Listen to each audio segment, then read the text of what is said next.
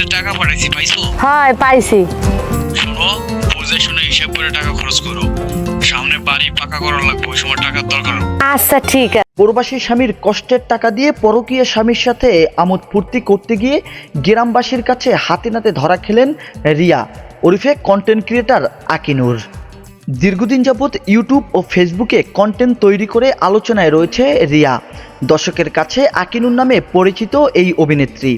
সম্প্রতি প্রচার হওয়া একটি ভিডিওতে দেখা যায় তার স্বামী বেল্লাল হোসেন প্রবাসে কর্ম করে যে টাকা ইনকাম করে সব টাকা বউকে বিশ্বাস করে তার অ্যাকাউন্টে দেশে পাঠায়।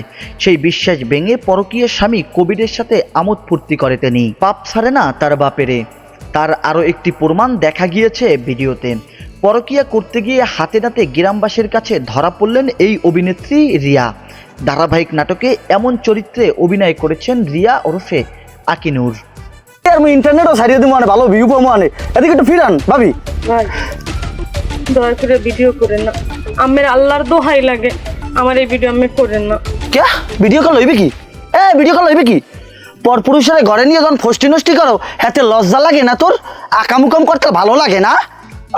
আরে দহের কান্দন কান্দে সৌ কুলডই ফেলডাই কান্দে।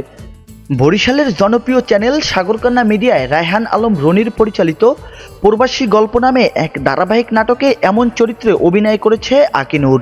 এছাড়াও ধারাবাহিক নাটকটিতে অভিনয় করেছে নূর আলিফ, মীরা, নিজামুদ্দিন, রিয়া, লাবণ্য, মুমিন, রাকিব, জাহিদুল ইসলাম জাহিদ। শিশু শিল্পী হিসেবে কাজ করেছে মারিয়া। ইংরেজি পড়তে পারবো না, বই রাখা দাও। ভাবি ইংরেজি যদি না পড়ি তাহলে তো আমি ইউরোপ কান্ট্রিতে যাইতে পারবো না। ওই জায়গায় তো সবাই ইংরেজিতে কথা কয়, ইংরেজি আমার শিখতে হইব। তুমি কেন বুঝো না? ও ভাবি নাটকটি প্রডিউসারে ছিলেন মিস্টার আর জে ফিল্ম। গল্প লিখেছেন নূর ইসলাম।